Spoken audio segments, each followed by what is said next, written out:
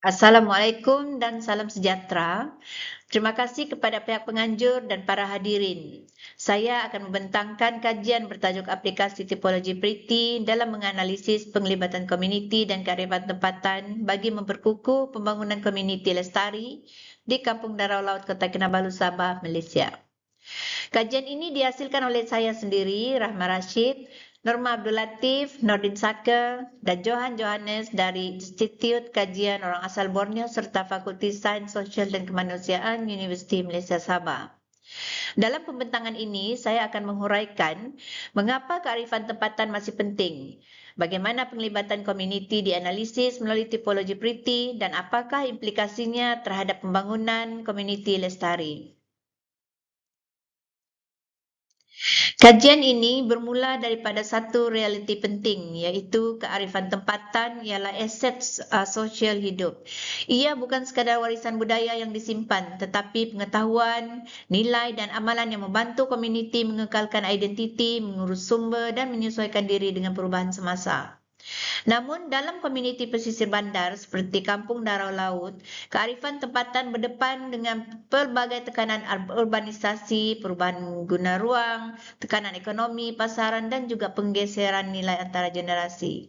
Dalam konteks ini, persoalan utama bukan sekadar sama ada kearifan tempatan masih wujud, tetapi sama ada ia masih benar-benar berfungsi sebagai sumber sosial yang hidup atau sekadar tinggal sebagai simbol budaya.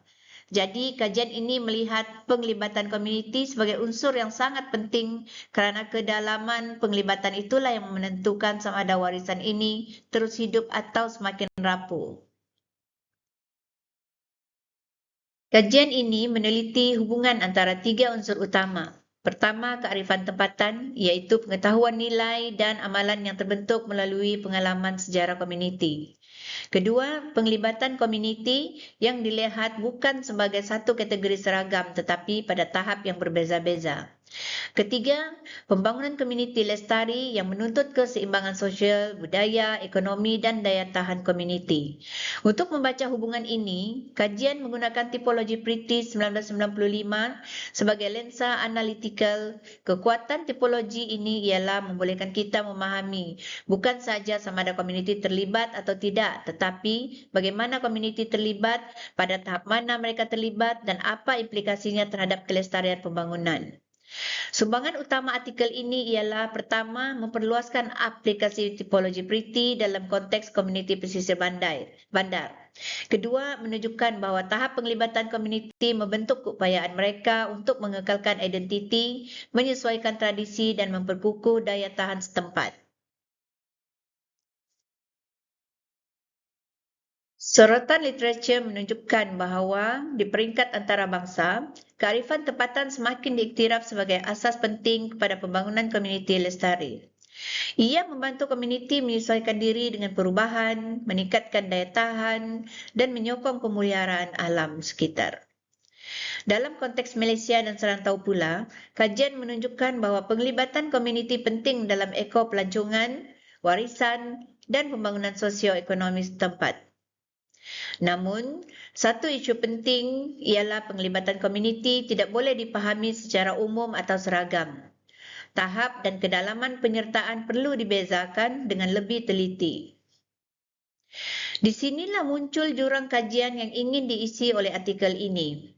Artikel ini menggunakan tipologi Pretty untuk membaca kedudukan sebenar komuniti dalam pemeliharaan kearifan tempatan, khususnya dalam konteks komuniti pesisir bandar yang masih kurang dihuraikan secara mendalam dalam literatur. Dengan kata lain, sorotan literatur menegaskan bahawa kearifan tempatan menjadi lebih bermakna apabila ia disokong oleh penglibatan komuniti yang mendalam, bukan sekadar simbolik. Dari segi metodologi, kajian ini menggunakan reka bentuk kajian case dengan pendekatan induktif, berteraskan keadaan kualitatif dan paradigma interpretism. Lokasi kajian ialah Kampung Darau Laut, Megatal, Kota Kinabalu, Sabah. Pemilihan peserta dibuat secara persampalan bertujuan kerana kajian ini memerlukan informan yang benar-benar mempunyai pengalaman dan pengetahuan berkaitan isu kajian. Kajian melibatkan 40 peserta. terdiri daripada 25 informan temu bual mendalam dan 15 peserta perbincangan kumpulan fokus. Informan merangkumi ketua kampung, pegawai UPPM, wakil rakyat, pengerusi koperasi, pemilik rumah budaya, ahli akademik, wanita, nelayan dan belia. Data dikumpul melalui temu bual separa berstruktur, FGD, pemerhatian lapangan dan analisis bahan sekunder.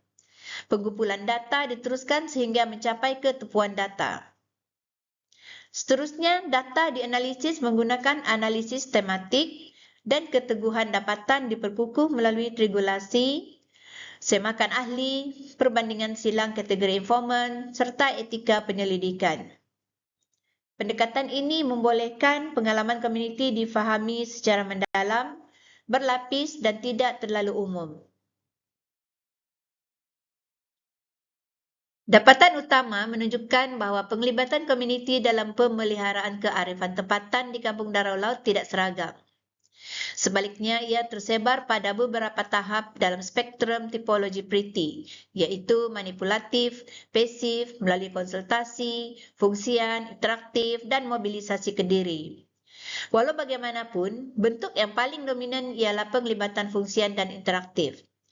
Ini bermaksud komuniti bukan sekadar hadir atau menerima maklumat secara pasif, tetapi turut memainkan peranan dalam pelaksanaan, rundingan dan dalam banyak keadaan serta penilaian. Dalam masa yang sama, dapatan juga menunjukkan bahawa mobilisasi kendiri masih belum menyeluruh. Jadi otonomi komuniti memang wujud, tetapi masih bersifat separa dan belum sekata dalam semua kumpulan. Perkara ini penting kerana ia menunjukkan bahawa kelestarian warisan tidak hanya bergantung pada tradisi, tetapi pada suara, agensi dan pemilikan komuniti terhadap proses pemeliharaan tersebut. Satu dapatan yang sangat menarik ialah urbanisasi tidak memusnahkan kearifan tempatan secara langsung. Sebaliknya, urbanisasi bertindak sebagai tekanan yang menuntut komuniti menyesuaikan amalan budaya mereka. Dalam kajian ini, terdapat 3 strategi utama yang menonjol. Pertama, musyawarah, iaitu pengukuhan mekanisme rundingan dalaman dan pembuatan keputusan bersama. Kedua, kepimpinan tempatan, yang kekal sebagai penggerak utama supaya bantuan luar tidak meminggirkan komuniti. Ketiga, perhubungan tradisi dengan peluang ekonomi, contohnya melalui inap desa, makanan tradisional dan aktiviti komuniti yang relevan dengan kehidupan semasa. Jadi, komuniti di Kampung Darau Laut tidak meninggalkan budaya mereka, sebaliknya menyesuaikan budaya itu dengan realiti semasa. Inilah asas daya tahan komuniti setempat. Ringkasnya, urbanisasi menjadi tekanan yang mencabar komuniti, tetapi bukan alasan untuk memisahkan komuniti daripada warisannya. Kajian ini juga penting kerana ia tidak menggambarkan seluruh kampung sebagai satu komuniti yang homogen. Sebaliknya, corak penglibatan berbeza mengikut pengalaman, generasi dan posisi sosial. Dalam kalangan belia, penglibatan lebih bersifat selektif dan pragmatik. Mereka lebih responsif apabila budaya dihubungkan dengan peluang ekonomi, hospitality dan aktiviti kontemporari. Dalam kalangan dewasa dan tua, kebimbangan utama ialah kelemahan pewarisan amalan tradisional dan semakin berkurangnya penglibatan generasi muda. Bagi aktor komuniti seperti pemimpin atau individu yang terlibat dalam organisasi tempatan, mereka lebih banyak menegaskan kepentingan musyawarah, kepimpinan tempatan dan komuniti sebagai penggerak utama. Sementara itu, komuniti umum lebih banyak menggambarkan pengalaman penglibatan bersama dalam perancangan, pelaksanaan dan penilaian yang sekaligus mengukuhkan dapatan tentang dominasi penglibatan interaktif. Maka, strategi penglibatan komuniti perlu lebih peka kepada generasi dan peranan sosial, bukannya menggunakan pendekatan yang sama untuk semua. Sebagai kesimpulan, kajian ini menunjukkan bahawa kearifan tempatan di Kampung Darau Laut masih merupakan aset komuniti yang penting. Namun, kelestariannya kurang bergantung pada kewujudan budaya itu sendiri dan lebih bergantung kepada kualiti penglibatan komuniti. Komuniti paling kukuh berada pada tahap fungsian dan interaktif, manakala mobilisasi kendiri masih bersifat separa. Dari segi teori, artikel ini menunjukkan bahawa tipologi Pretty berguna bukan sahaja untuk menggelaskan tahap penglibatan, tetapi juga untuk menjelaskan jurang antara penyertaan dan pemerkasaan sebenar. Dari sudut praktikal dan dasar, kajian ini menegaskan keperluan untuk memperkukuh pemindahan pengetahuan antara generasi, menyediakan ruang penyertaan belia yang lebih relevan dengan ekonomi dan digital, memperkasa kepimpinan tempatan, menginstitusikan musyawarah dalam perancangan setempat serta memasukkan pertimbangan kearifan tempatan dalam perancangan bandar dan pesisir. Jadi, mesej utama ialah kearifan tempatan tidak cukup hanya diwarisi. Ia mesti dipelihara, disesuaikan dan dihidupkan melalui penglibatan komuniti yang bermakna. Slide ini memaparkan beberapa foto lapangan bagi memberikan gambaran ringkas tentang konteks komuniti dan suasana kajian. Paparan ini penting untuk menunjukkan bahawa kajian ini benar-benar berasaskan pengalaman pengkaji di lapangan, bukan sekadar perbincangan teoretikal. Saya tidak akan huraikan panjang pada bahagian ini, tetapi cukup untuk menegaskan bahawa dapatan kajian ini lahir daripada interaksi langsung dengan komuniti dan realiti harian mereka.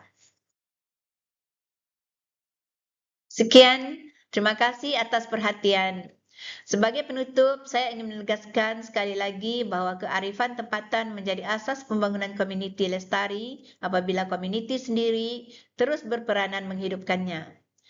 Saya berharap pembentangan ini dapat menyumbang kepada perbincangan yang lebih luas tentang penglibatan komuniti, kearifan tempatan dan pembangunan lestari, khususnya dalam konteks komuniti pesisir bandar di Sabah dan Malaysia.